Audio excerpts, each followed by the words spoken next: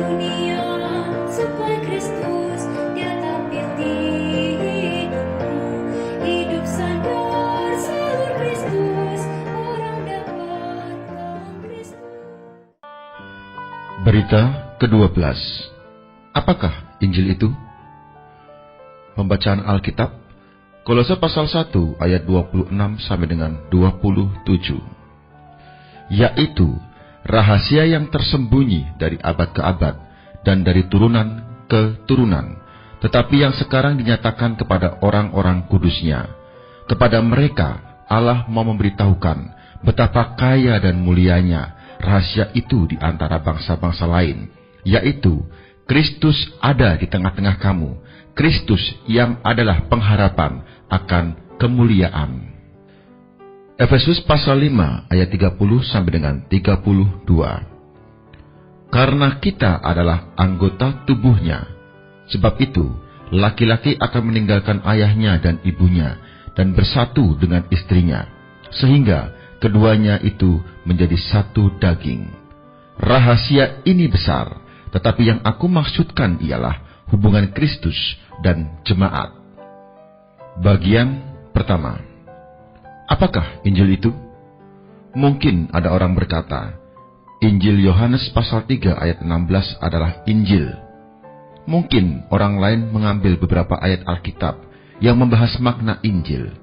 Memang, ayat-ayat Alkitab yang membahas Injil itu sangatlah ajaib. Adalah salah satu bagian dari Injil, adalah kebenaran yang mulia. Tetapi semua itu bukanlah hakiki Injil yang penuh mulia itu. Kita harus mengerti, apakah hakiki Injil itu? Hal ini meskipun sangat sederhana, tetapi juga sangat dalam dan misterius. Kita percaya bahwa Injil adalah anak Allah, juga anak manusia. Dia telah datang ke dunia untuk mengekspresikan gambar Allah, yaitu ekspresi yang telah ditetapkan Allah dalam kekekalan yang lampau, agar dimiliki oleh manusia ciptaannya. Allah berbaur dengan manusia. Allah menyatakan dirinya dalam daging. Allah membaurkan sifatnya ke dalam manusia ciptaannya. Dari pembauran ini, wujud Allah terekspresi. Ini adalah manusia yang belum pernah ada di dunia. Inilah kehendak Allah sebelum dunia diciptakan. Allah melalui sifat ilahinya tinggal di dalam manusia yang diciptakannya. Tuhan Yesus datang ke bumi adalah untuk mewakili manusia yang bersatu dengan Allah, mengekspresikan gambar Allah. Inilah Injil. Allah telah menentukan dirinya untuk tinggal di dalam orang-orang yang bersatu dengan anaknya. Di dalam orang-orang yang mempunyai hayat ilahi, supaya mereka menjadi bejana yang mengekspresikan Allah.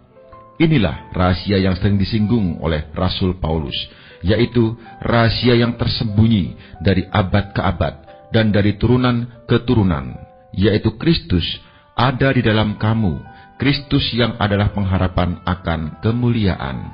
Kolose pasal 1 ayat 26 sampai dengan 27. Kita adalah anggota tubuhnya, dagingnya dan tulangnya. Rahasia ini besar.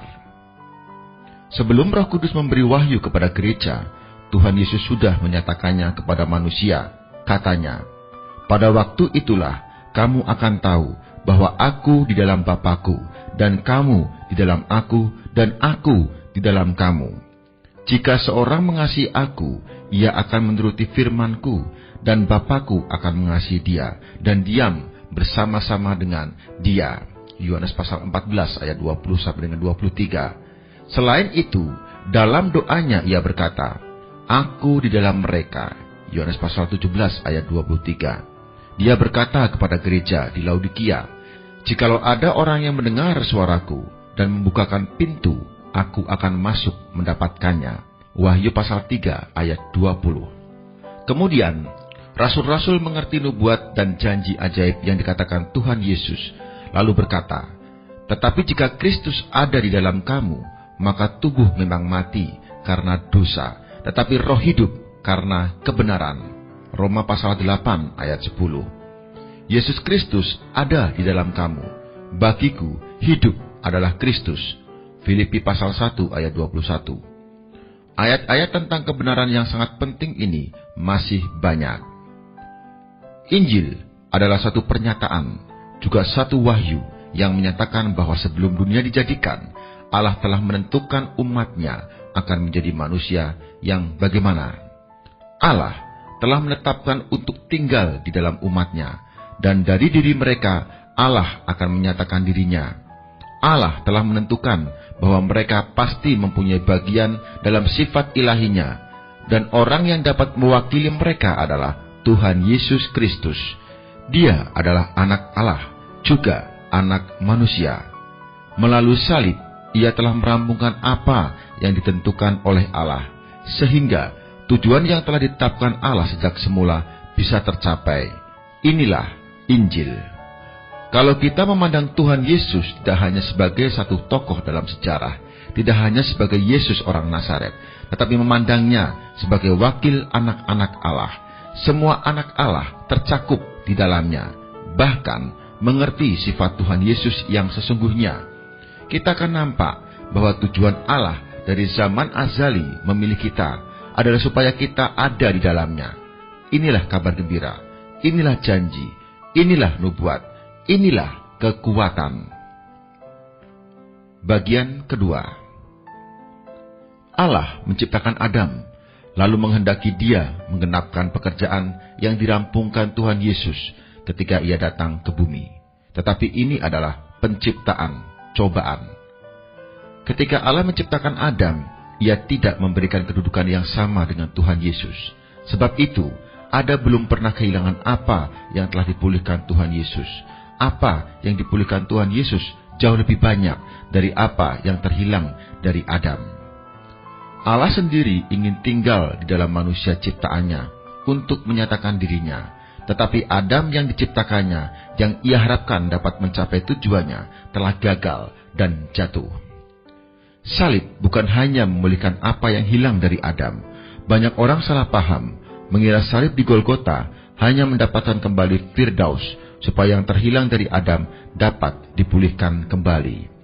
Tetapi kita tahu, salib tidak hanya melakukan pekerjaan itu. Yang dikerjakan salib jauh lebih banyak, tidak terbatas banyaknya. Pekerjaan salib adalah Allah yang adalah firman berinkarnasi menjadi manusia pada dasar Golgota, membawa orang yang telah rusak sampai kepada kesudahannya. Kalau Adam tidak jatuh, ia boleh berkembang, bertumbuh, dan mempunyai bagian dalam hayat Allah yang non-ciptaan. Tetapi setelah Adam jatuh, Allah menjaga jalan menuju pohon hayat, mencegah jangan sampai Adam makan buah pohon hayat, sehingga dapat hidup selamanya. Kalau Adam tidak jatuh, mungkin kemudian dia bisa makan pohon hayat, sehingga mendapatkan hayat kekal, mempunyai bagian dalam hayat Allah. Tetapi Adam telah gagal. Sebab itu, salib membawa ciptaan yang gagal, sampai pada akhirnya, ketika Tuhan Yesus bangkit dari kematian, ia bukan bangkit dari dalam satu Adam yang jatuh, melainkan ia menjadi buah sulung orang yang bangkit dari antara orang mati, bangkit dari situasi yang mutlak baru. Inilah ciptaan baru yang dulu belum pernah ada.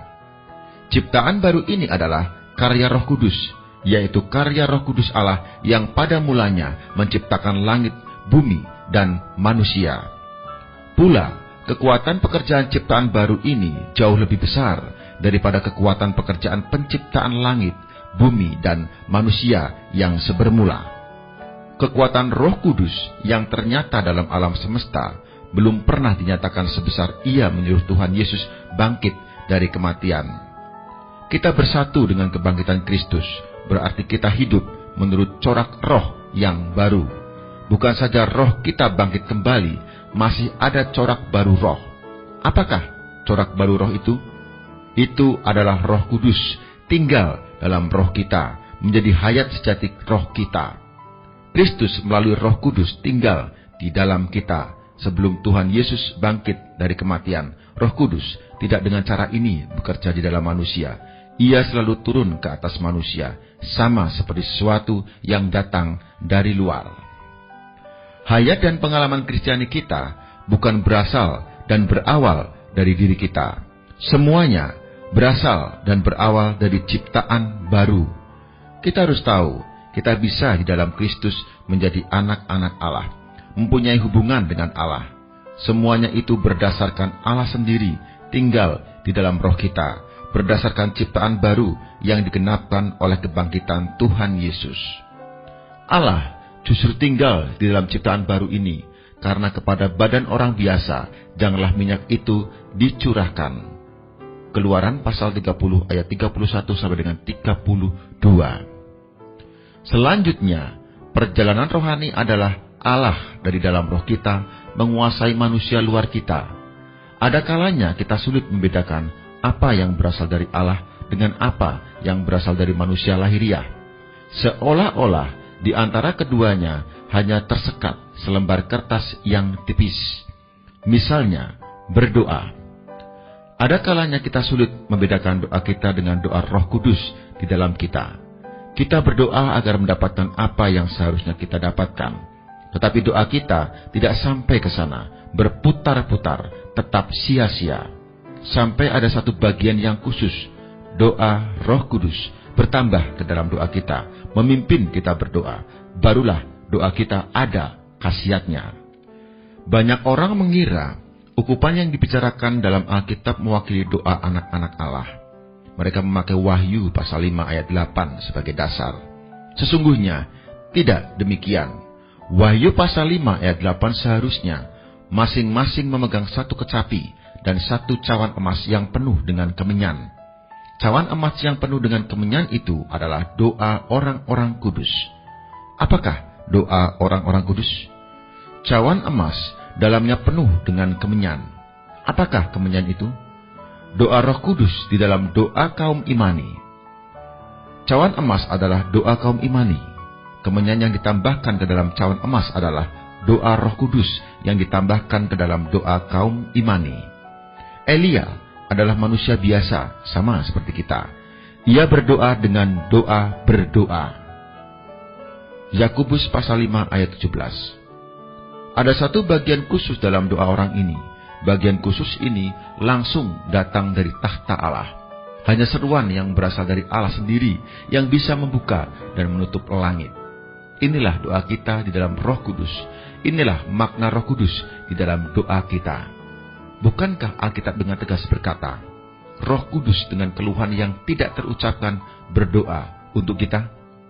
Roh Kudus di dalam gereja, yaitu dalam tubuh Kristus, dengan tekun berdoa. Ada kalanya dalam roh kita ada semacam keluhan atau seruan yang tidak terucapkan. Meskipun keluhan atau seruan itu tidak terucapkan, tetapi ia paling berkhasiat. Itulah bagian khusus. Itulah doa Roh Kudus. Sebab itu, ketika Allah menyuruh Musa membuat ukupan, ia berpesan, tentang ukupan yang harus kau buat menurut campuran yang seperti itu, juga janganlah kamu buat bagi kamu sendiri. Keluaran pasal 30 ayat 37. Manusia tidak boleh menurut cara seperti itu membuat ukupan bagi diri sendiri. Karena ukupan itu bukan untuk daging, melainkan untuk kehendak Allah yang murni. Kalau orang memakai ukupan itu untuk daging, ia akan dibakar mati oleh api penghakiman.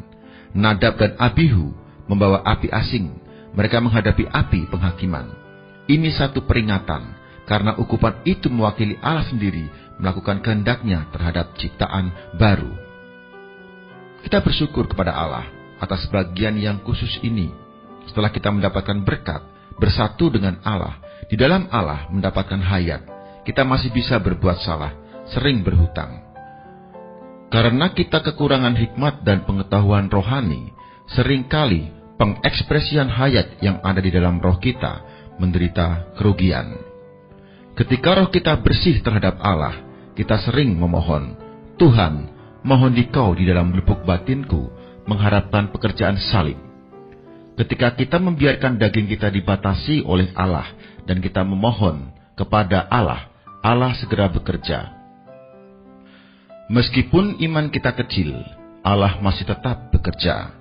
Allah sendiri terus-menerus bekerja, tetapi kita tidak boleh beranggapan, kalau Allah tetap bekerja, aku boleh tetap berbuat salah. Ketahuilah, Allah bekerja ketika kita menuntut dan maju bersamanya. Ketika kita bersatu dengan Allah, Ia memimpin kita maju. Ada kalanya Allah membiarkan kita berbuat salah, agar kita nampak bahwa kekuatan yang memimpin kita maju itu adalah bagian yang khusus itu, yaitu Roh Kudus yang berasal dari Allah, bukan berasal dari diri kita. Kehendak Allah bukan hanya menghendaki anggota tubuh secara individu mengekspresikan Allah, lebih-lebih menghendaki seluruh tubuh mengekspresikan Allah. Semua orang yang dilahirkan kembali bersatu menjadi tubuh Kristus. Allah menghendaki tubuh ini menjadi jelmaannya. Seluruh tubuh mengekspresikan dirinya sendiri. Inilah kehendak Allah yang semula. Adam tidak mencapai tujuan mengekspresikan Allah. Sebab itu, tidak ada yang diperhitungkan sebagai kehilangan dalam tujuan ini. Salib datang bukan saja menghapus akibat kegagalan Adam, baik di dalam Adam maupun di dalam dunia, juga menghapus diri Adam yang pertama. Tuhan Yesus bangkit adalah untuk menggenapkan kehendak Allah, mengekspresikan Allah sendiri. Tetapi perkara kebangkitan ini dirampungkan oleh Allah sendiri dengan kuasa Roh Kudus. Kita mendapatkan hak keputraan yang super itu berdasarkan bersatu dengan kebangkitan Kristus yang Allah wahyukan di dalam kita melalui Roh Kudus. Karena kamu adalah anak, maka Allah telah menyuruh roh anaknya ke dalam hati kita yang berseru, Ya Aba, Ya Bapa. Galatia pasal 4 ayat 6. Tetapi jika orang tidak memiliki roh Kristus, ia bukan milik Kristus. Roma pasal 8 ayat 9. Kalau ingin menjadi anak-anak Allah, haruslah melalui jalan salib. Harus ada Roh Kudus tinggal di dalamnya. Semuanya itu adalah doktrin yang dalamnya tak terduga. Tetapi semuanya itu juga menghibur kita, menjamin kita bahwa kita pasti mencapai tujuan Allah berdasarkan janji Allah. Allah tidak menyuruh kita sendiri yang merampungkan tujuannya, melainkan Ia sendiri yang melakukan hal itu di dalam kita. Kita sungguh sulit mengerti mengapa ada orang menyebut dirinya umat Tuhan, juga demi nama Tuhan bekerja, namun hidup mereka begitu kasar, sama sekali bertolak belakang dengan hal-hal ini. Tetapi Roh Kudus tinggal di dalam mereka, memberitahu mereka kehendak Allah. Meskipun hal itu sangat susah dimengerti, tetapi kita percaya kalau Roh Kudus benar-benar mendapatkan kedudukan yang utama, mereka pasti tidak akan terus begitu kasar dan menempuh hidup yang berlawanan dengan kehendak Allah. Ketika kita belum mendapat penerangan yang jelas, kita jarang mengetahui realitas wahyu, maka pekerjaan kita hanyalah di permukaan saja. Tetapi saat itu, kalau kita mendengar di atas mimbar ada perkataan yang tidak sesuai dengan kebenaran, kita segera merasakannya. Meskipun secara luaran perkataan itu seperti berasal dari kebenaran, namun setelah mendengar perkataan itu, kita merasa tidak nyaman, karena Tuhan benar-benar telah tinggal di dalam kita. Kalau Tuhan benar-benar telah tinggal di dalam Anda akan mantap. Ketika Anda berbuat salah, di dalam Anda akan timbul teguran, merasa tidak nyaman. Rahasia atau kunci berjalan di dalam Tuhan adalah Tuhan berjalan di dalam Anda. Semoga Tuhan bekerja di dalam kita, sehingga kita mengerti apa yang dimaksud dengan Kristus ada di dalam kamu. Kristus yang adalah pengharapan akan kemuliaan. Kolose pasal 1 ayat 27. Buah itu sebetulnya sehat ya, warna-warni, kembali lagi rainbow menu, warna-warni. Buah itu ada apa? Buah banyak vitamin dan mineral ya. Buah macam-macam. Vitamin C banyak sekali pada jeruk. Vitamin apalagi? Vitamin D itu ada pada buah-buah itu loh, apel itu banyak vitamin-vitaminnya ya. Jadi bahkan dikatakan an apple a day keep doctors away. Bisa Anda tendang si dokter itu, tidak perlu lagi dokter. Tiap hari makan apel satu ya. Jadi sehat sekali. Dalam satu apel ada 1000 nutrien, macam-macam makanan, macam-macam mineral, vitamin ada di situ. Vitamin, mineral, buah. Antioksidan buah, warna-warni. Cari yang warna cerah-cerah itu golongan cherry-cherry, berry-berry ya. Kita ada buah naga itu warna yang merah itu cerah sekali. Itu antioksidan. Belum lagi serat, fiber. Nah, berbicara tentang fiber, itu sebabnya kenapa fiber itu penting untuk supaya jangan naikkan lemak, pembuluh darah bagus, pencernaan kita bagus, ya. Anti kanker pada antioksidan itu anti aging pada antioksidan. Imunitas naik oleh karena buah dan sayur. Jadi kalau kita makan buah-buah itu jadi sehat. Tapi berbicara tentang masalah jus, kalau kita buat jus, fiber hilang. Kalau tidak ada fiber masuk perut, langsung diserap, langsung terjadi glucose spike, langsung sugar rush. Jadi jangan jadikan buah di jus. Kunyah baik-baik. Makin banyak serat, makin lambat diserap. Ya, contohnya apel, pir, pepaya, pineapple. Ya, yang kurang serat, misalnya semangka namanya watermelon. Banyak waternya, berarti kurang fibernya. Berarti kita kurangin. Satu buah sekali makan itu bisa macam-macam. Ya, satu mangkok tangan sebesar tangkupan tangan Anda. Atau sebesar tinju Anda. Nah, seperti itu. Tiap tangan beda-beda, tiap orang beda-beda ukuran mangkoknya, ya. Kemudian cari juga sekali-kali buah musiman tapi dibatasin. Musiman itu kalori besar. Mangga, durian, rambutan, duku, lengkeng, sawan, nangka, salak, buris, cempedak, manggis. Mangga itu semua satu mangga bisa 3 piring nasi. Kurangin, batasin. Nikmati, ya. Kemudian sekali-kali pisang kalau Anda lagi tenis, lagi badminton, ya. Karena pisang kalori ekstra besar, ya. Kalau Anda nikmati pisang ketika Anda banyak berolahraga. Wah, semua buah nikmati. Tapi kita cermat untuk mengaturnya. Ya, akhirnya semua orang jadi sehat berkat buah. Dok, buah itu bisa dimakan setiap saat ataukah misalkan di orang yang lagi diet jam 7 malam itu sudah makan buah saja? Saya selalu jadikan buah untuk ngemil. Jadi untuk ngemil kita, snack kita paling sehat itu pasti buah. Daripada roti, itu kalori besar. Daripada kita snack kita semacam ubi, singkong goreng, itu sama dengan kita makan nasi kembali. Ya, jadi carikan buah. Namanya snack adalah makanan kecil, adalah selingan, adalah kudapan. Dan itu makanan kecil itu pasti tidak sehebat makanan besar utama kita. Jadi cari buah. Baik, Dok.